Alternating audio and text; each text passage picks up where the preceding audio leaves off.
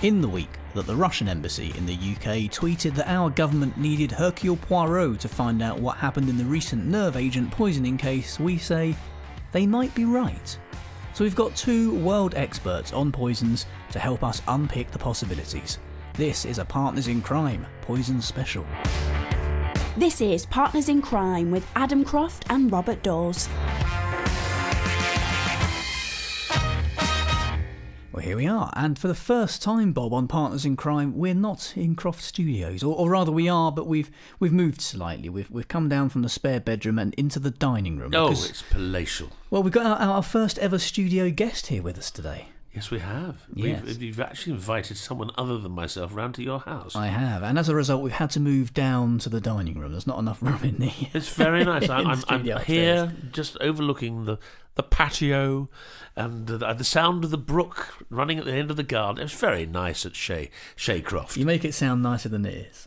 The reason we're doing a poison special is a few weeks ago, for people who might not be aware, Sergei Skripal, a former Russian double agent, and his daughter Yulia were poisoned by a nerve agent on the streets of a bustling English market town. It's the first time nerve agents have been used in Europe since the Second World War, and at the moment all fingers seem to point to Russia. It's a nerve agent called Novichok, which was developed by the Soviet Union and Russia between 1971 and 1993.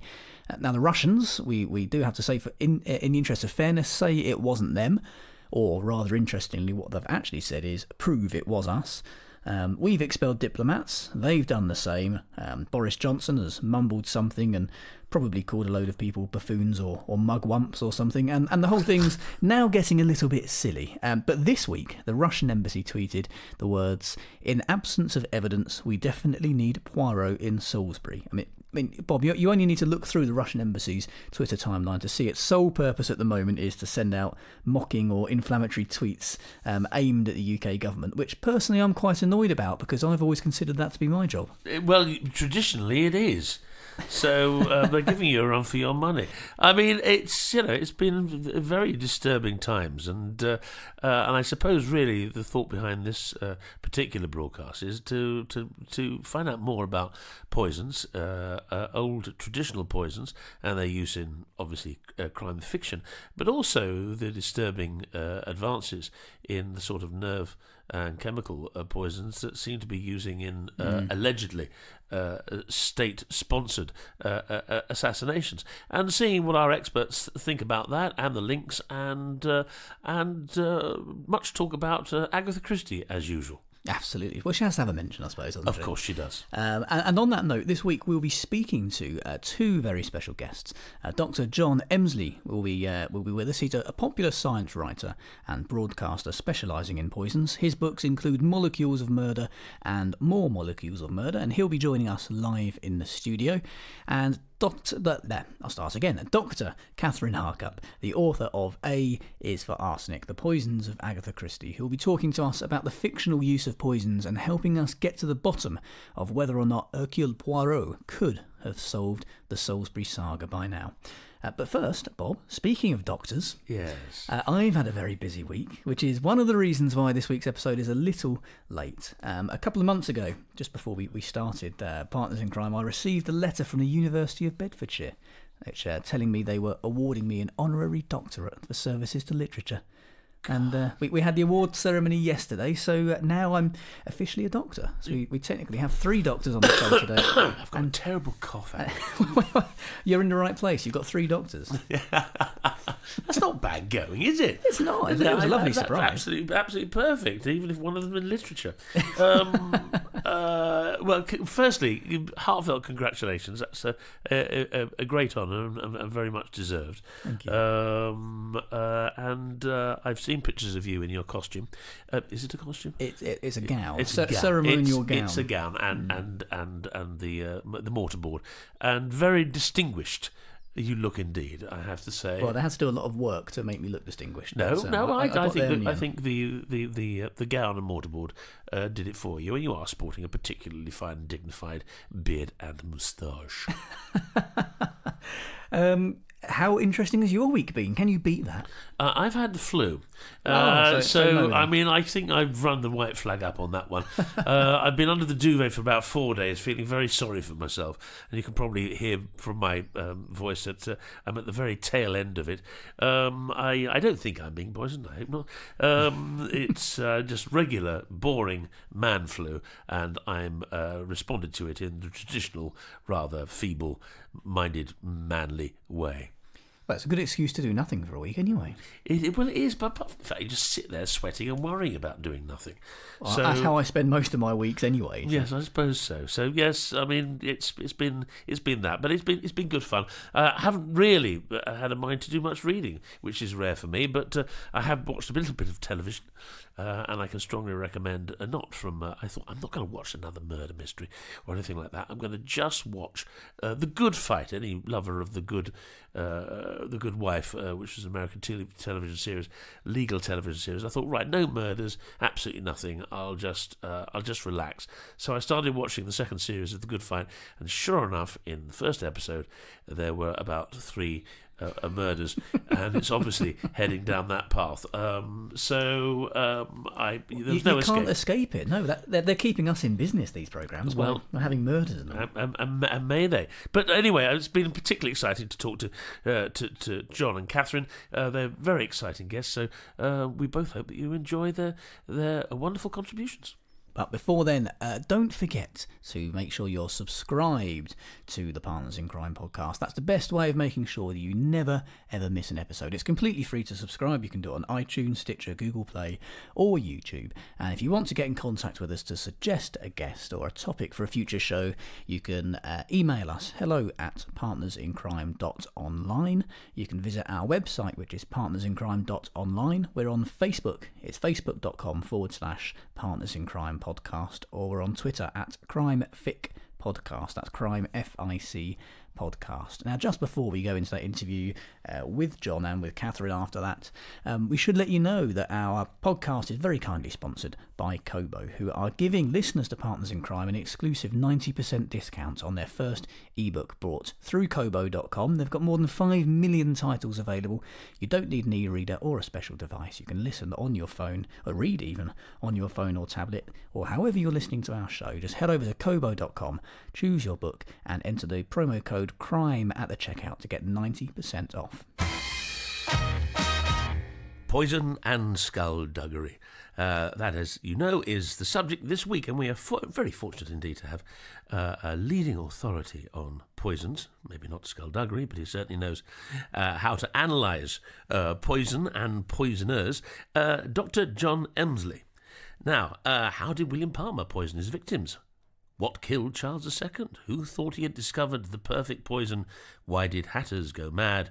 And what made Victorian floral wallpaper dangerous? Now, these are just some of the topics that John has taken on in his first book, The Elements of Murder. Since then, he has written 2 other marvellous books called The Molecules of Murder, Criminal Molecules and Classic Cases, and very recently, his latest, More Molecules of Murder. Now, John combines history, chemistry, and true crime in compelling accounts of murderous chemical elements, mercury, arsenic, lead, and thallium as mere examples. All have caused death, sometimes by accident, sometimes by design. Florence Maybrick, Isaac Newton, Mozart, Napoleon, and Graham Young are among the characters associated with them. Through vividly told stories of innocent blunders, poisoners of various hues, cold, cunning, and desperate, and deaths that remain a mystery, Dr. John Emsley uncovers the dark side of the periodic table. John, welcome to the studio today. Thank you very much, Bob. It's very nice to be here. Well, it really is a pleasure to have you. I mean, we've known each other for a while now. Oh, yes. And yes. I've been determined to get you into conversation about this subject. I mean, these 3 books are absolutely the Bible for crime writers, historically and with your latest book certainly, bringing poison pretty much smack up to date. Its uses by villains through the ages, and as I've just mentioned, by accident, causing death and mayhem wherever they come into contact with human beings. What began your fascination with poison? Well, I am a chemist by trade. I'm not a toxicologist, But it was while writing a book called The Shocking History of Phosphorus, which was the element of the periodic table I did most of my research around. I wrote a book, I wrote an article for New Scientist first called The Shocking History of Phosphorus. And as a result of that, people said, oh, that was most interesting, I'd like that. And then I wrote the book. And of course, after that, people said, oh, I found the chapter on murders most interesting in that book, because I was covering all aspects of phosphorus chemistry, agriculture, uses in the home, things like that.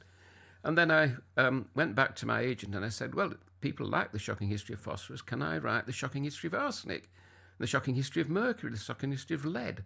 He said, oh, no, nobody's going to buy a series of books. Put them all together. And that's the book, The Elements of Murder. So it's really 3 or 4 books in one, because that's the way I had to do it for my agent. Well, I mean, it's a fantastic read. I mean, it reads like a thriller in its own way. Each case you paint very vividly, and of course, being a doctor of science, your research is second to none. So, from my point of view, it reads like a thriller at times, because you're actually thrown into these historic murders and discovering them anew. But the line you tend to take is you take it absolutely from the element involved. Well, this is it. I don't write about from the focus of the actual victim or the detective, or I concentrate more or less on the forensic people, the people who actually deduced what had happened, and then I go on from there. So what drives me forward in writing these books is really my knowledge of forensic detection and how this has changed over the years. It was very complicated, say 100 years ago. It was almost impossible to prove someone had been poisoned by a natural and organic type poison, ones that plants produce, because there was no way of separating this from human remains and then analysing it and proving conclusively, well, at least proving it to a court's satisfaction, where, of course, all that's changed now. In fact, the changes in the last few years has made it almost impossible for somebody to die and the cause of death not to be able to be deducted. Even with people who've been under the ground now for many years, remains that can be detected, remains of poisons can be detected. If a little bit of hair has survived, you can see the poison that we used in a tiny amount of hair. So it's very, very sophisticated detection now. We were talking a little earlier, John, and you mentioned that there was a case study where a body had been found or whatever, and 700 years after death, they'd been able to establish the cause of death. I mean, can you tell us about that? That was death by Digitalis, which, of course, is the poison that's present in the foxglove. Mm. And what had happened was that the Duke of Verona, who was very successfully, this is now the early 1300s, in conquering other states in northern Italy and become very powerful. And he just actually conquered Padua, and he had a celebration of that event. And during the feast of that event, he was fed some Digitalis, because he died a couple of days later, the height of his career, as it were. Now, of course, he was embalmed and entombed. And recently, well, I'm going back about 10 years now, it was possible to open the tomb and take samples from the body. And even though, of course, it's a mummified body, possible to prove that Digitalis was what caused his death. They analysed hair, they analysed a part of his liver, they analysed samples from his rectum, things like this, and there was the Digitalis. So what had it been put down to up until then, his death? Heart attack, more or less. There was no... I mean, there were people at the time thought he'd been murdered or assassinated, I suppose is the correct word. But there was no proof. There couldn't be any proof in those days. And, of course, it was probably felt that, it died this almost natural way. As, of course, many poisons give you conditions that look like a normal disease, an illness. And, of course, that way, that's how many poisoners got away with it. With arsenic, you gave somebody arsenic, and as though they're suffering extreme gastroenteritis. And, of course, the doctor would put it down. Of course, in Victorian times, lots of people suffered from that, cholera and things like this. And arsenic mimicked those symptoms, so it was easy to get away with murder in those days. Some people were caught, but lots of cases the doctor would simply say, oh, well, what has he been drinking? Oh, contaminated water from the Thames or something like that. It's gastroenteritis. Have there been any kind of estimates as to how many people might have got away with things like this? Because he's saying that, a lot of the times it was put down that people had died of gastroenteritis and of different things. I mean, we just don't know, do we, how many of those were actually poisonings? Well, I'm pretty sure perhaps fewer than half the people who did poisonings were captured or were caught. I mean, often if, of course, they went in for a sequence of murders, as some of them did in Victorian times, if it worked with one person, then it tried on again and again. Then, of course, people did become suspicious. And then, of course, once they'd become suspicious, then they would begin to watch what was happening and take samples from the person.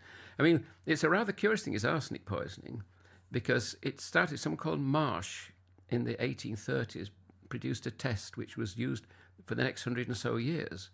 And what he'd done was, in those days, he'd taken samples from a murder. And this was a young man who'd murdered his grandfather in order to inherit the farm, which was worth an enormous amount of money.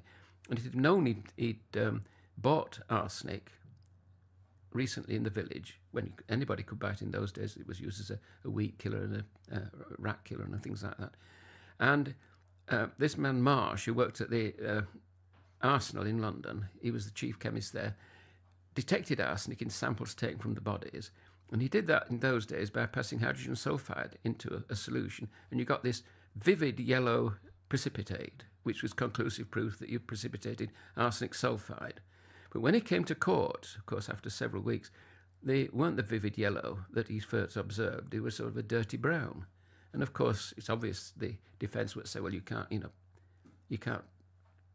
prove this is arsenic. And the young man got off. Wow.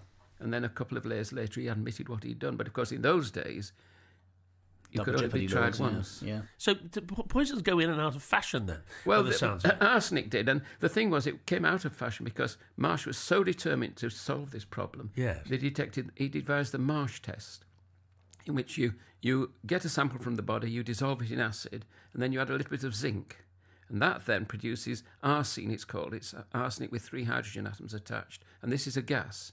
And as it comes out of the reaction vessel, goes along a tube where you heat it, which decomposes it, and you get this little film of arsenic, like a little mirror on the side of the tube. And then, of course, you can seal that off.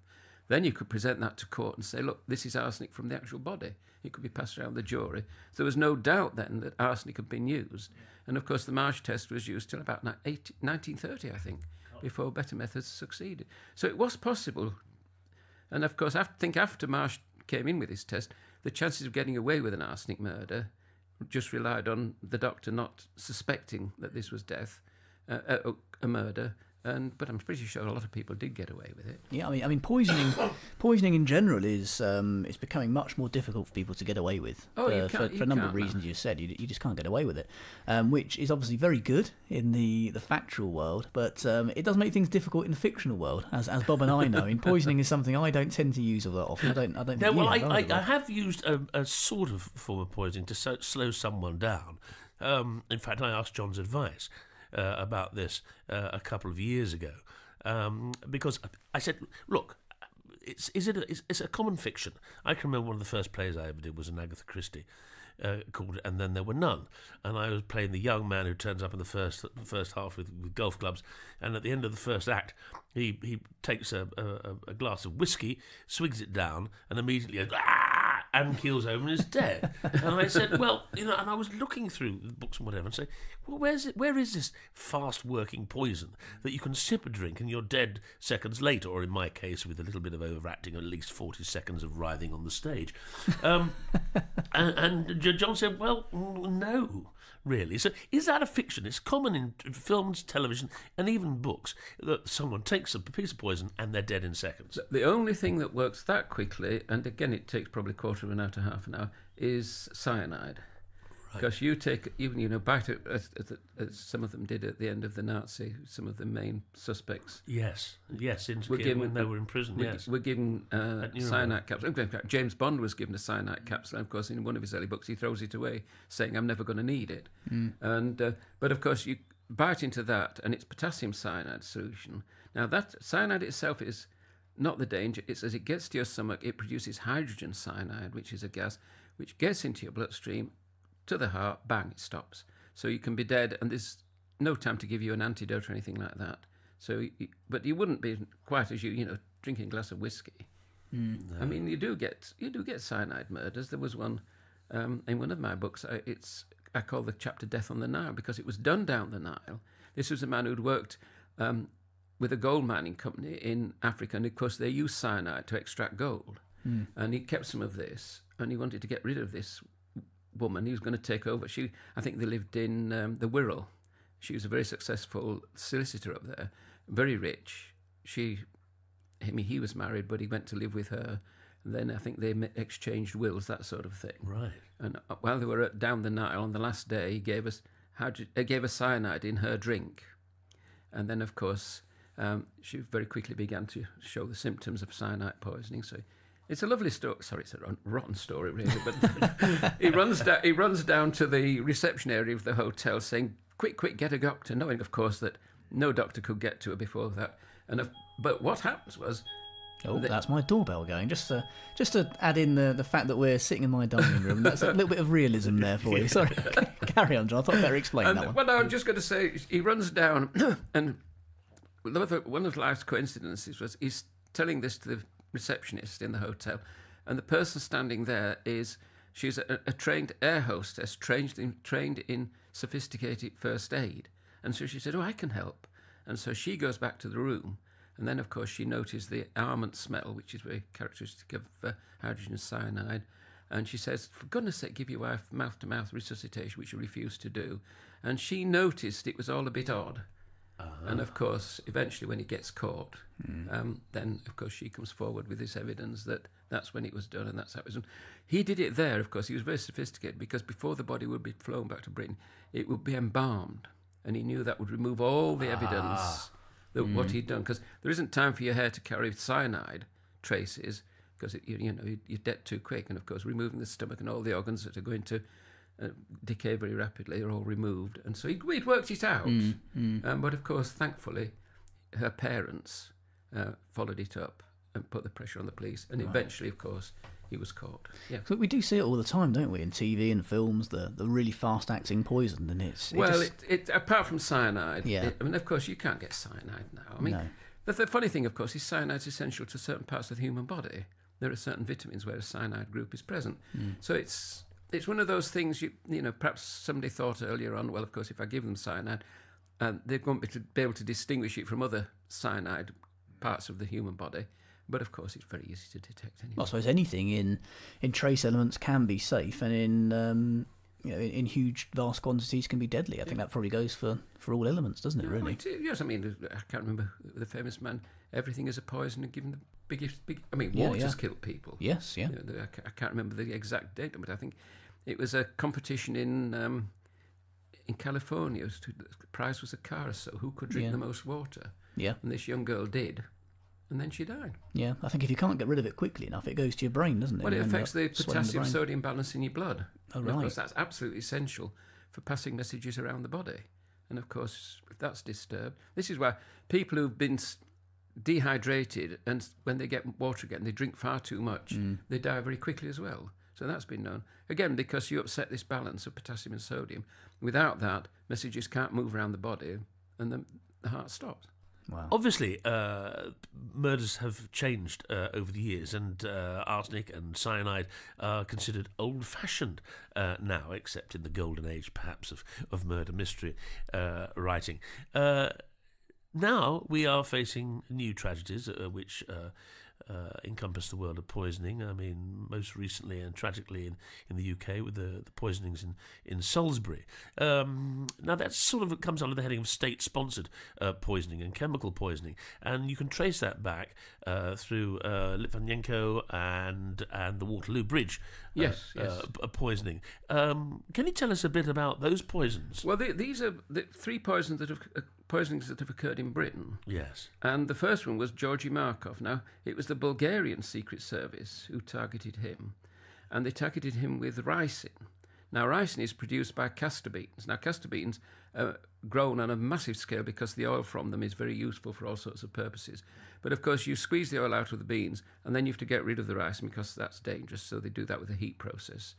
But if you extract the ricin as chemically from the beans, then, of course, this is deadly in tiny amounts. And in Georgi Markov's case, I was actually asked about this. It was about the late 1970s when he was waiting at a bus stop. He'd become a refugee almost from Bulgaria. He was a dissident journalist, I think, if I remember rightly. Yeah. And although he was working for the BBC, of course, the BBC doesn't put out that sort of propaganda. No. But once a week he used to go to Radio Free Europe, which was the big CIA propaganda station that broadcast to Eastern Europe. And, of course, he was, poking fun at the Bulgarian authorities and claiming they did all sorts of awful things. And so he was targeted. And they produced an umbrella, which was a disguised air pellet gun.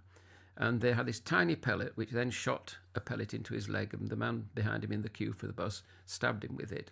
And he just thought it was, it was an accident. And when he actually got to work, he looked, and there was this little dot, but that was nothing more. And when he became ill that evening, went to the doctors said, oh, it looks as though you've been stung by a wasp.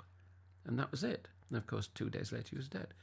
Then, of course, knowing who he was, they began to examine him more closely, and they found this tiny pellet under the skin. And they then began to research that. Now, I was contacted by a journalist at The Guardian who said he'd actually got a photograph of this pellet, and could we work out from that what the poison was? And, of course, we did. We measured the tiny volume it's about the size of the tip of a ballpoint pen. That was the size of the pellet. And there were 2 little holes drilled into it. And in that, you could measure the volume, and they could work out from the volume just what would likely to be the poison. So you could rule out things like arsenic, and you could even rule out nerve gases, because there wasn't enough room to contain nerve gas. And in the end, when we were speculating, we decided it was a spider venom. But in fact, it was ricin, which is a plant poison. And you could see how dangerous it is. And of course, you've had people since then tried to use ricin. There was a group of people arrested in Wood Green. They were working on castor oil seeds, and the idea was they were going to scatter this ricin around the London Underground. I mean, going back now 20, 30 years, I think it was probably an IRA something, but you never knew what was going on. But that was a successful assassination on British soil. Then the next one was Litvinenko, about 2006 or so, I'm not sure. Yeah. And of course, he was attacked with Russians with polonium-210. Now, polonium-210, it's a radioactive metal. It's radioactive because it gives off alpha particles. Now, alpha particles are not particularly dangerous. A sheet of paper will stop an alpha particle. Your skin will stop an alpha particle. But of course, once it gets inside a living cell, as this particle is emitted from the element, then it will damage the DNA, it will break things up around it, and that cell is doomed, and maybe cells around it. So it needs to be ingested, does it? Well, it has to be ingested, yes. And of course, what they'd done was they put it in this green tea. They'd invited him. They'd been fellow KGB members, but Litvinenko had fled up. Perhaps he got information that the British were happy to receive. He fled to London, and they'd given him a false name. He was living in Muswell Hill. And it was only when his mother-in-law visited, she knew where he lived and what his name was. Then when she went back to Russia, they searched her luggage and found his address. So they then knew how to contact him. And then, of course, his friends, people he'd known in KGB, came to London and invited him for a meal at the Millennium Hotel where they were staying. And that's when they put polonium-210 in the tea. And I think it was green tea.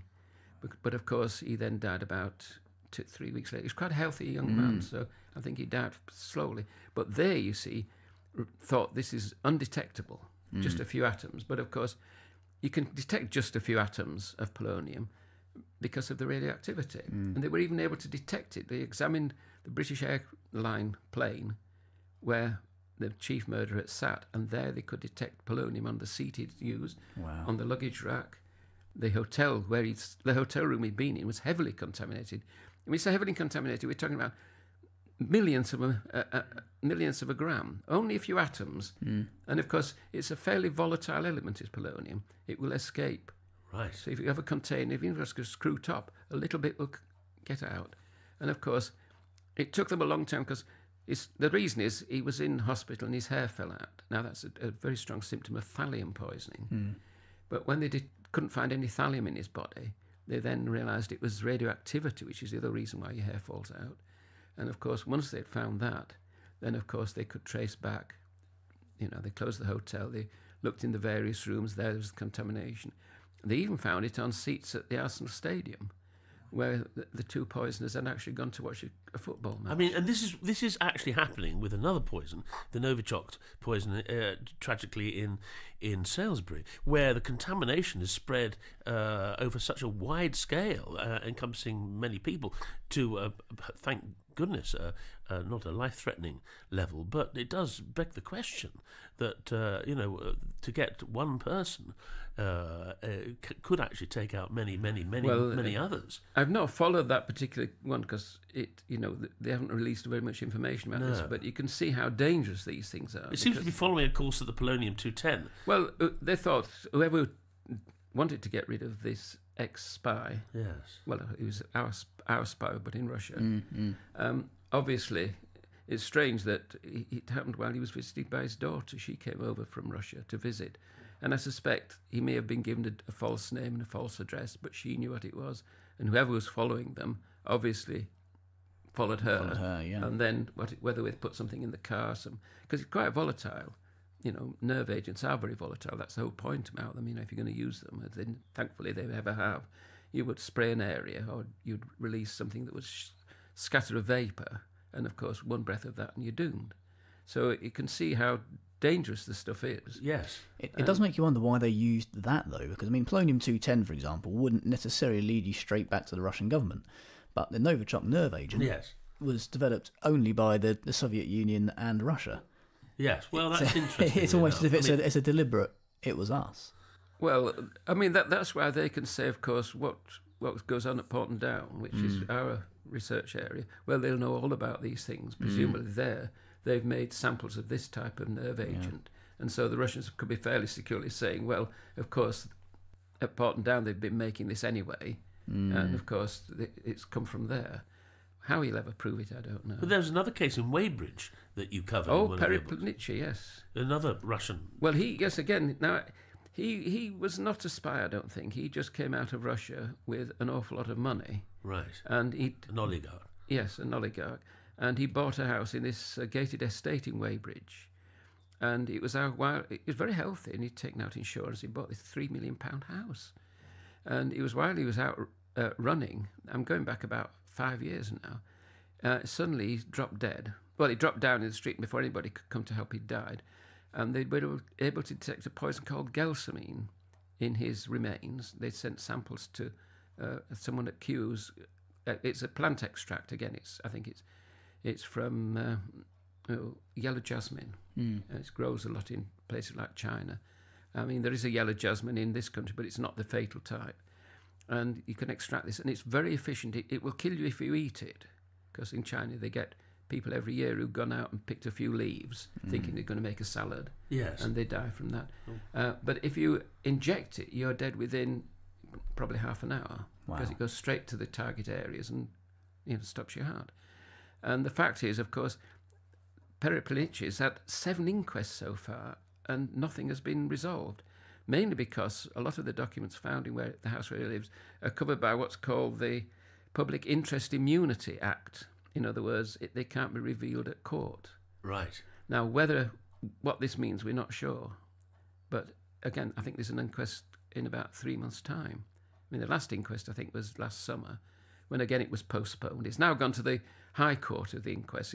It started out in Surrey, and they kept saying we haven't got enough evidence, and PII has been stamped on by the government, and whether I think all very cloak and dagger, isn't it? When the government's getting involved. This is it. So that's a poison that I think it's very dangerous, but you've got to inject it. Would you say that in real life, as it were, poisoning tends to exist more in the world of espionage and spies more than in a domestic sense? Yes. I don't think there can be... Well, I do. In my latest book, I do cover 1 or 2 domestic poisonings. But then you get... they're always tracked down very easily nowadays. As long as the doctor suspects that this person has not died of natural causes, then sends a sample away, then, of course, whatever has been used will be detected by this new technique of HPLC-MS, high-performance liquid chromatography mass spectrometry. And what you do is you... I'll write it down. Well, no, it's... I'll be with you in a few minutes. It's high performance. It's liquid chromatography is when you dissolve a sample in something and you inject it down a column which has got a something like silica. And the rate at which different things travel down that column separates them all out. And as they emerge from the bottom, you can then inject them into a mass spectrometer, which would reveal exactly what they are. You get a pattern of images, and you can tell from that, you get whole libraries of these images, you can tell exactly what's just come out. And this can be done within minutes. So it's possible now that anybody who dies, well, I think everybody who dies now, a sample of, if it's in hospital, a sample of blood will be sent anyway. And so there's no way these days you're going to be able to poison somebody and get away with it. So, John, have you got a favourite poisoning murder from all your writings and all your research? Well, no, they're all fascinating in one way or another. What would I think would my favourite? Well, can I favourite from the point of view of the character who did it? Yes, yes. This is a very high-level surgeon in America he was an Argentinian, Mario Jaskovich, and he was in a hospital in New Jersey, and he was an obsessive in a way, in that he wasn't the only surgeon carrying out operations, but what he did was he wanted to appear the best, and if another surgeon had done an operation, very often he would give that person an injection of curare, which of course is the poison that Amazon tribes used to use to catch monkeys.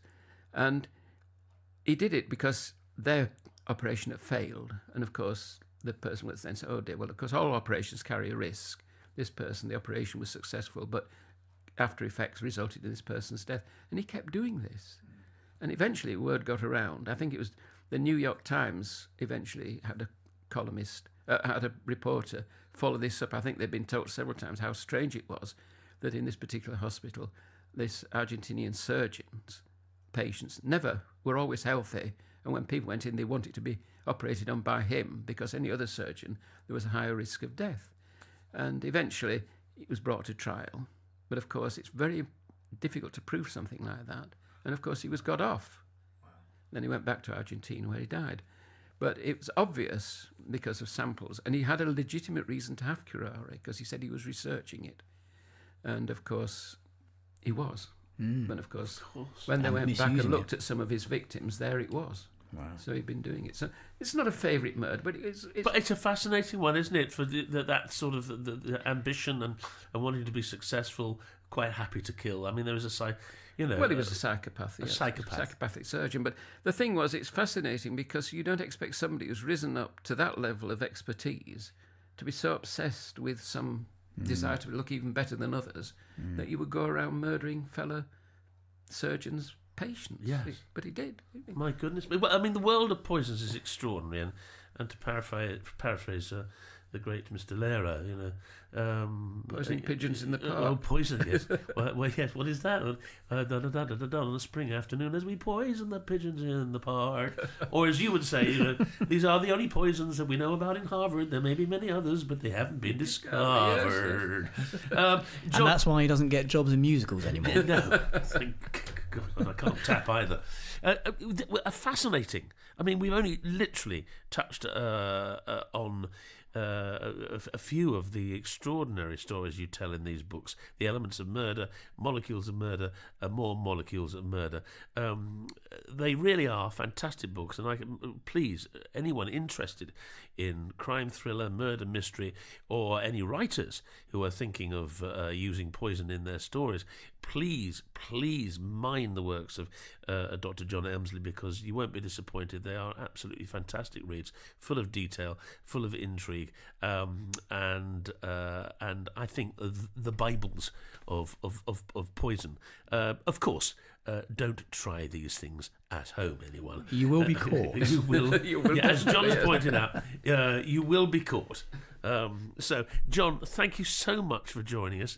It's been such a pleasure talking to you, and please do come back as well, John, if you can. We could have gone on for hours talking about poisons. I feel there's so many more areas we could cover in future shows, definitely. Thank you very much, Bob and Adam, for inviting me this morning. It's been delightful talking to you. Thank you. Don't drink the tea. Dr. Kathryn Harkup is a chemist and author who's written 2 books on poisons used in fiction, one of which is Making the Monster, the science behind Mary Shelley's Frankenstein, and the other, which we're particularly interested in here on Partners in Crime, is A for Arsenic, the Poisons of Agatha Christie, a book which I'm reading as we speak, and I have to say is an absolutely brilliant read. Welcome to the show, Kathryn. Thank you very much for inviting me. No, it's an absolute pleasure. Kathryn, the back of the paperback version of A for Arsenic, which I have here in front of me, says 14 novels, 14 poisons. Just because it's fiction doesn't mean it's all made up. What was it about the fictional world of Agatha Christie which enticed you to cross that divide between real-life chemistry and the poisons used in her books? Oh, well, for a start, her books are a cracking read. I absolutely adore reading Agatha Christie. They're always very entertaining novels. But also, she used so many poisons in so many different ways. And as a chemist reading through it, I started to realise just how accurate she was. And it's so pleasing that she took the time and the trouble to clearly do her research. And I think it really adds to the plotting of her novels that she's able to tie in symptoms and give little clues and hints as to who might or might not have carried out the particular crime. So as a chemist, it has an extra dimension, but for anyone reading Agatha Christie, everyone loves a good poisoning, and she does it really, really well. Well, she certainly does. Hello, Kathryn, it's Bob here. Hello. Hi. We met just a few weeks ago for the first time in a very busy green room in Aberdeen, and we began chatting, and I was absolutely entranced talking about this book, which is why we're thrilled that you're on the show. Yes, now, not a lot of people, or maybe an awful lot of people, will know that, or won't know that Agatha Christie was a bit of an expert when it came to poisons. Would you like to explain that? Yeah, so her choice of murder weapon wasn't random. She chose poisons because she was very, very well versed in poisons and poisonings, not because she was a serial assassin or anything like this, but she trained... we never know. She might have been really, really clever. Absolutely. Maybe that was a sideline, but her main interest was writing. In her very early, when she was a young woman, during the First World War, she trained as a nurse, as many people did during the war. But she got quite bored with this, and someone suggested that she might like to work in the dispensary, making up drugs and creams and salves for the people that were being treated in the hospital. And so that's what she did. She trained as an apothecary's assistant, which is such a fantastic job title. And she learnt about chemistry, she learnt about drugs, and all drugs are a poison. The thing that makes it a poison is the dose. So in an appropriate dose, it can be very beneficial to you, and that's why it was used in hospitals. But too much of anything is too much, and she understood extremely well how something could go from very, very good to very, very bad. She also appreciated how different drugs could interact in particularly bad ways, or even how to obtain them, because it's not that easy to get hold of dangerous drugs. I mean, even in 1920s, there were some restrictions. There weren't many, but there were some restrictions on getting hold of these things. So she came from a position of great knowledge, and she used it to great effect. Now, in the book, I mean, as good as your word, A is for arsenic, and that's where you start with the arsenic used in Murder is Easy. You then go through poison by poison, book by book, Belladonna, The Labours of Hercules, Cyanide, Sparkling Cyanide. And this use of poison is extraordinary. Now, many of these poisons, it must be said, were more available in Agatha Christie's time than they are today. We were talking to Dr. John Emsley a little earlier on about this. If she was using poison today as a novelist, do you think she'd use these arsenics and cyanides, or would she have become acquainted with more modern poisons, do you think? Oh, I think she was very good about learning about new poisons, so I'm sure there are new drugs and new possibilities that she would have taken an interest in. Certainly things like arsenic and cyanide are much more difficult to get hold of today. You have to go to some very dark places of the web to get hold of those things. But certainly plant poisons are still growing. We have digitalis in our back gardens, poppies grow around. So there are opportunities for poisonings, but it's for fairly obvious reasons, it is more difficult to get hold of these things today. Access has been quite rightly more controlled over certain substances. So I think she could still write about poisoning. I think she could still write very effectively about poisoning, but it might be different poisons in different contexts, and the list of suspects might be a little bit shorter because of availability. I mean, the thing that drew me into the book massively really was not just the connection with Agatha Christie, which of course fascinates me as a fan of her work myself, but all of the other background information that you bring in about all of the poisons and the way in which they were used. I mean, at the beginning you go straight in with arsenic, and there's a theory, isn't there, that even Napoleon may have been, perhaps inadvertently, killed by arsenic.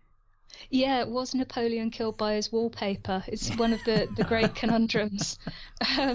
Arsenic in certainly the 19th century was everywhere. It was so abundant because you could make beautiful coloured pigments with arsenic. And these pigments, the Victorians loved red and green. So everything was red and green, and everything was dyed red and green with arsenic.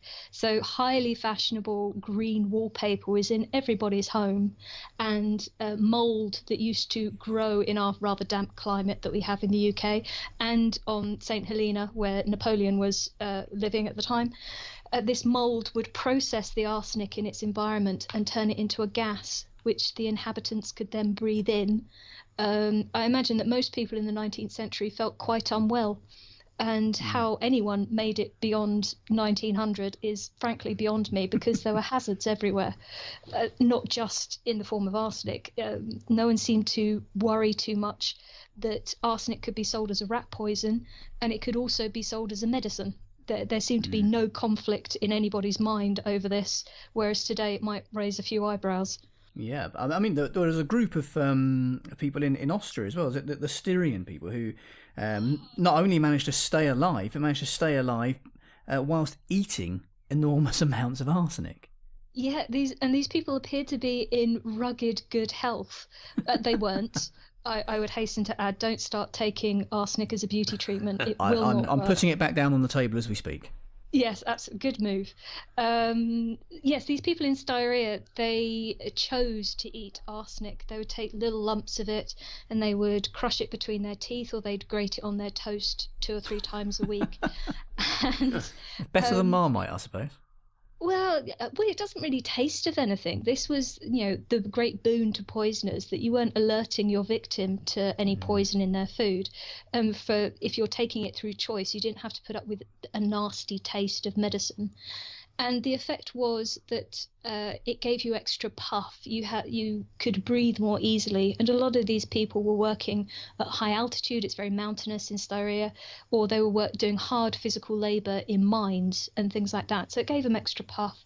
It also, for the men, it kind of bulked them up a little bit. So they looked a little bit more muscular, a little bit more attractive to the opposite sex. And so the women started taking it because it gave them beautiful curves, and it also gave them absolutely wonderful, flawless complexions, because it was killing all of the bugs and bacteria that would normally cause spots and blemishes. So they looked as if they were in wonderful health, but they weren't. They were slowly building up levels of arsenic in their body, but because they were such these were poster boys and girls for the good health benefits of arsenic. The craze spread throughout Europe to America, and everyone was dosing themselves with little bits of arsenic, or so it seems. Were they building up a tolerance then? Is that how they managed to eat such huge quantities? Or you can't really build up a fantastic tolerance to arsenic. The Dorothy L. Sayers novel Strong Poison, where you have 2 people eating an arsenic-laced meal, but only one of them dies because the other one has built up this tolerance to the poison. Your body will adapt a little bit. It can't adapt that well. Good grief. So unfortunately, Dorothy L. Sayers and these Styrians would have come to a sticky end. But they were always detectable when they eventually did die of whatever horrible disease or deficiency that was brought on by arsenic, because there was a tradition in Styria that because it's very mountainous, there's not much burial space, and so you only got your lot for about 7 years, and then you would be dug up and your bones would be put into a charnel house, and you had a vacant space for the next person. Of course, when you dug up your arsenic eater, all of the bacteria that would normally rot a corpse and decay it away, they'd been killed by the arsenic, so they were beautifully preserved. Wow. Apparently, some of them were still recognisable by friends and family after 7 years, which is an incredible amount of time. And it's possible that's where ideas of vampires in that particular region come from. Goodness me, death by styria. I mean, it's sort of. I mean, does it go on in another form today? I suppose, because I mean, Botox to some degree is a poison, and administered in small amounts, but it's still a poison to try and achieve a beautiful effect, is it not? Botox isn't just a bit of a poison; it is the most toxic substance known to man. Wow. It is what? I didn't know that. Extraordinarily potent. It's something like 7 million times more potent than cobra venom. So if you got a pint of pure botulinum toxin, which is the proper name, Botox is the kind of sanitized commercial name of it, a pint of pure botulinum toxin would kill everyone on the planet. Wow. Good Lord. Has anyone ever died from a sort of overdose of Botox? I bet they have. Well, this is what's the marvel of modern medicine, because Botox is very well understood and it's been used for so many years. As far as I am aware, there has never, ever been a fatality from cosmetic use of Botox. And that just shows you the level of skill and scientific knowledge that has gone into this particular product, that you can have something so powerfully devastating and yet people use it safely. How is it used differently or adapted so that rather than a minute particle of it killing you, you can have it injected into your face and not die? I mean, what's the difference, chemically speaking? It's still having the same effect. So the reason botulinum toxin kills you is because it paralyzes your nerves. So this is the same effect that it has on your face if you have it to smooth out crow's feet or whatever around the eyes. Because you can't flex those muscles, you can't wrinkle the skin, and so you get a smoother complexion. So you are getting a minute dose of a poison, and its effects are apparent. The problem is if you have too much. So the little bottles that they suck up their Botox injections from, those bottles are very, very carefully put together, so there's not enough poison to kill someone in one of those bottles. Also, there are many treatments available to counteract the effects should you have too much. So modern medicine, as well as protecting you from the initial dose, it can also maintain you so that until the Botox clears itself out of your system. Botox itself, I mean, if you did overdose, it would take hours to kill you. This is the great myth of TV poisonings, where you eat a forkful of food, you choke a bit, and you're dead on the floor. Poisoning mostly takes hours, so you have lots of time to intervene and counteract the effects, which is a good thing. Yes, it is. It is. Now, do you have, I mean, looking through all the works of Agatha Christie, do you have a particular favourite, Kathryn? A particular favourite poison and a particular favourite story by Dame Agatha? I think my favourite, I have to say it changes almost daily, but today I think my favourite is Five Little Pigs. Which is a brilliantly plotted novel, and it's a fantastic use of hemlock.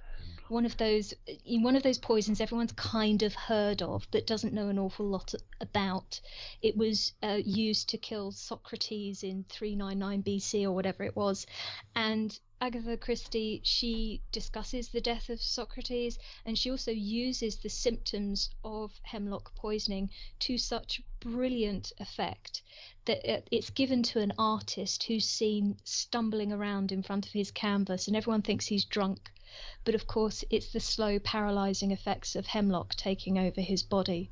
It's beautifully done, so I would say that was my current favourite. Well, I haven't read that particular one, so I'm going to read that as soon as I've finished A is for Arsenic. You do an extraordinary thing at literary festivals throughout the country. You have a poison party. Is that right? Could you give some idea of how that works and why people should come? Well, Granite Noir, which is the literary festival where we met, we do this wonderful thing. We have a poisoned high tea, which is... It's very Agatha Christie. You can imagine everyone sitting around having their sandwiches and their cakes, and a lot of the ingredients that have gone into this particular high tea have links to poisons, or they have links to Agatha Christie novels. For example, there will be scones or scones, depending on where you're from, that are filled with almonds. And of course, everyone knows that the smell of almonds is an indication of cyanide. So I get to talk to the audience about cyanide, and then we might have some parsley scones, and we can talk about that time when parsley and hemlock got mistaken for each other with rather disastrous consequences.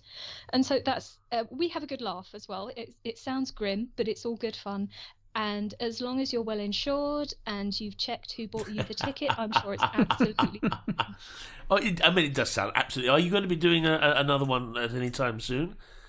I very much hope that Granite Noir will be inviting me back to do another poisoned high tea, because I do enjoy it very much. But I will be around talking about Agatha Christie and poisons at various points and at various times around the country this year.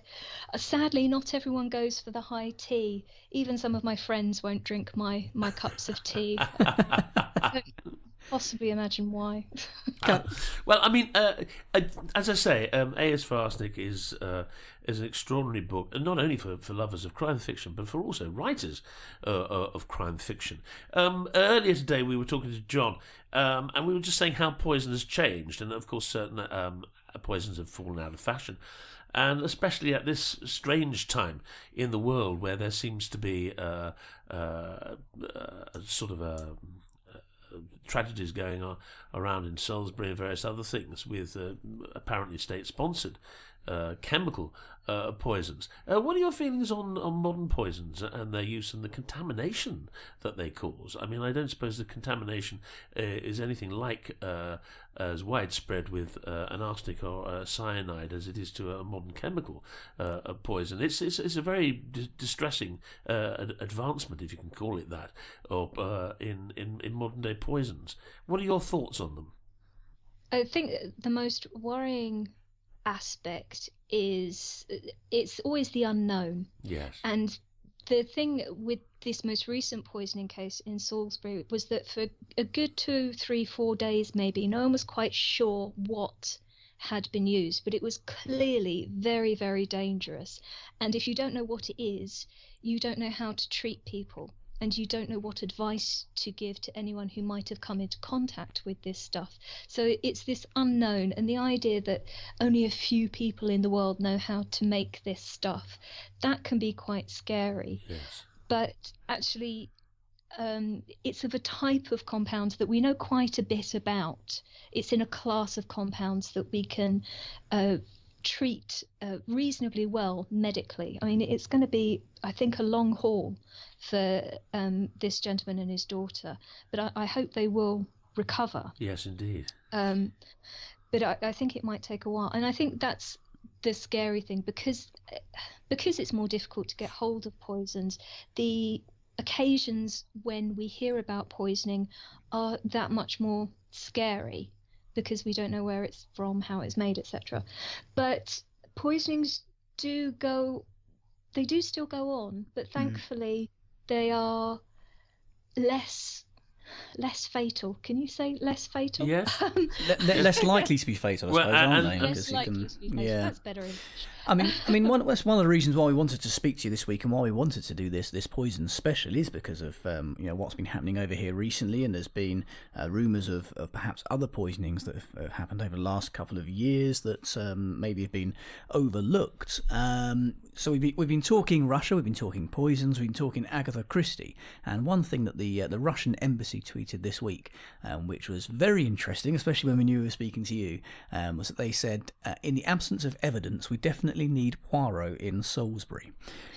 So what I want to ask you is, do you think Hercule Poirot would have got to the bottom of this by now? Oh, I think he would have got his little grey cells working away on it, certainly. Would he have known what to do with a nerve agent, though? I mean, he might have known. He might have had suspicions that it was a nerve agent, but actually, because it is such a rarity, you need specialists. And Poirot had brilliant broad knowledge of poisons, availability, even the pathology of these things, but actually he wasn't a detective. He had no access to laboratories, he wasn't a scientist, and you need those experts today to gather appropriate evidence, run the proper tests. So he might have had ideas and he might have looked for clues, but he might have been able to put clues and piece together an idea of what happened, but actually you need the technical aspects today far more than you did in the past.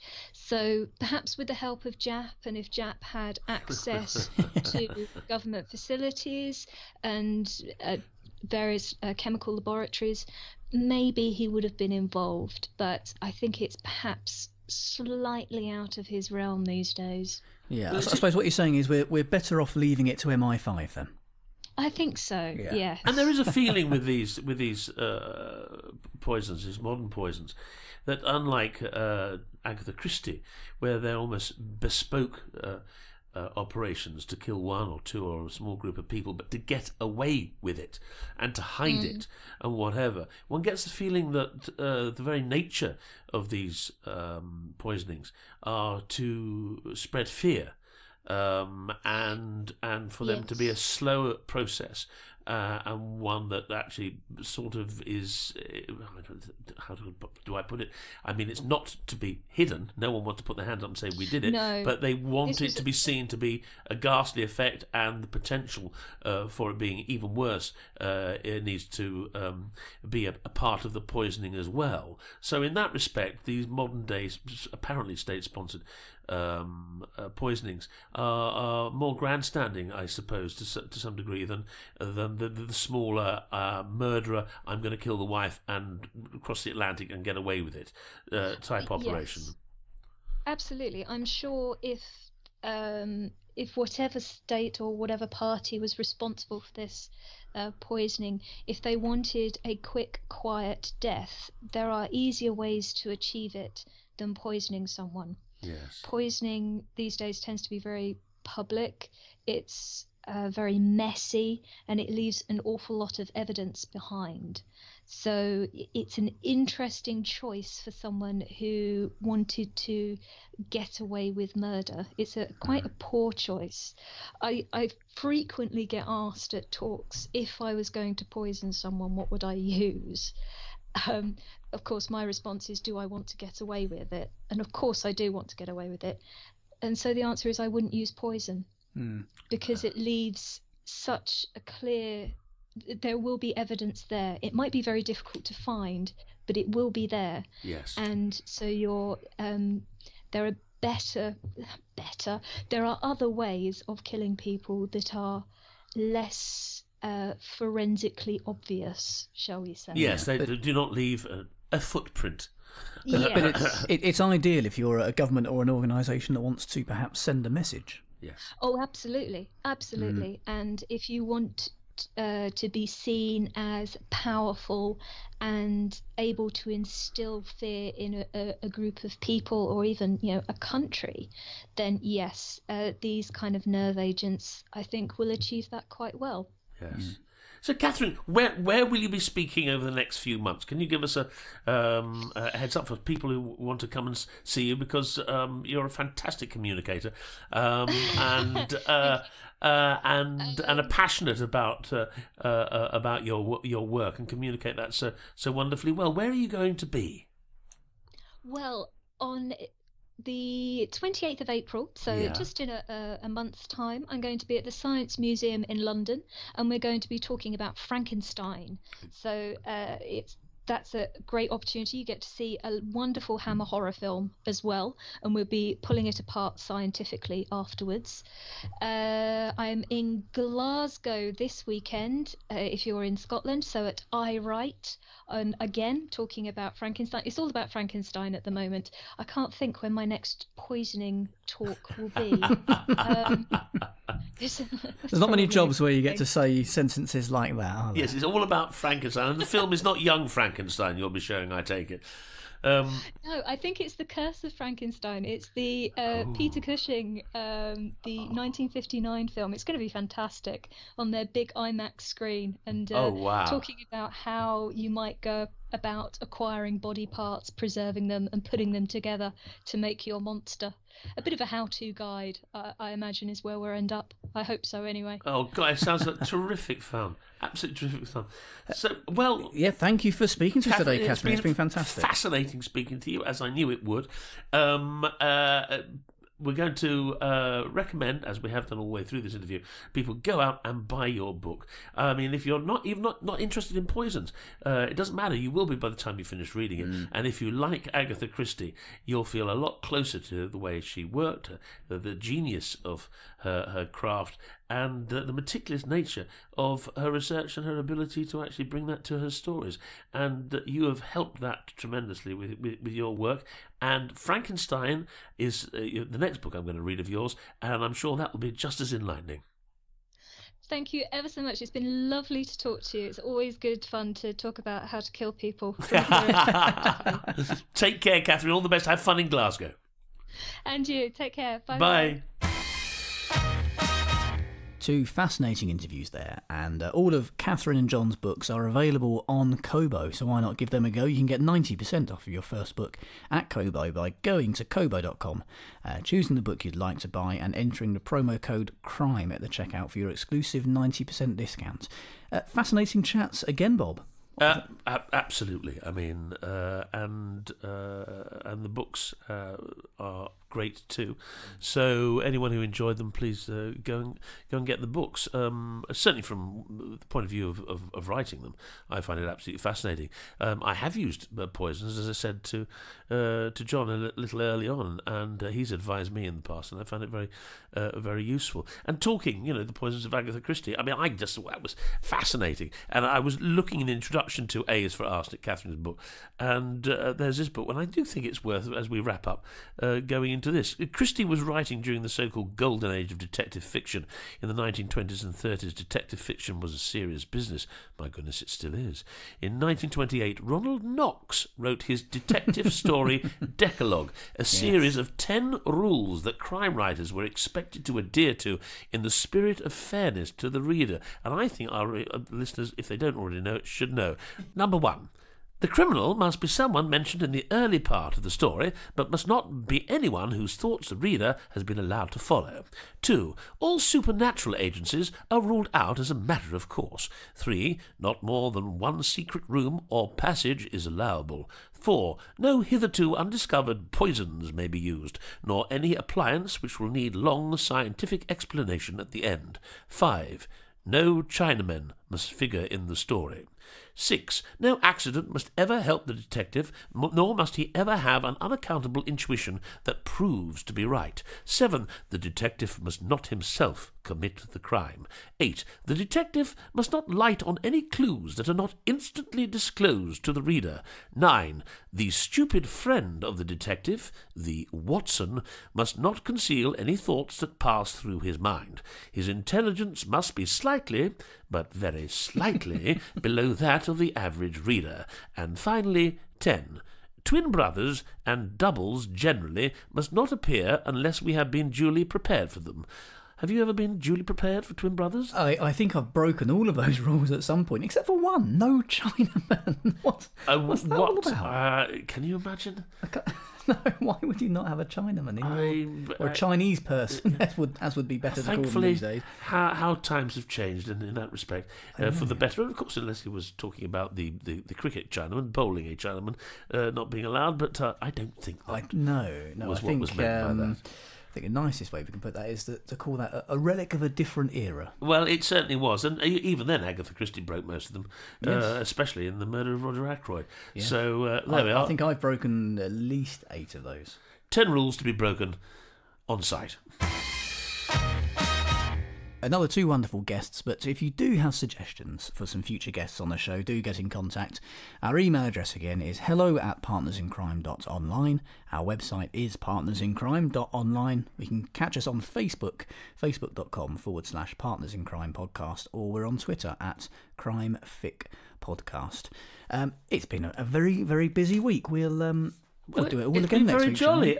Just because this is going to be out tomorrow, anyone in Oxford over the weekend, maybe call into the wonderful Oxford Literary Festival. I'll be there chatting away about crime and thrillers with the marvellous Felix Francis, and it'd be lovely to see you. And you said to me off air that anyone who does turn up, you'll buy a round of drinks for them all, didn't you?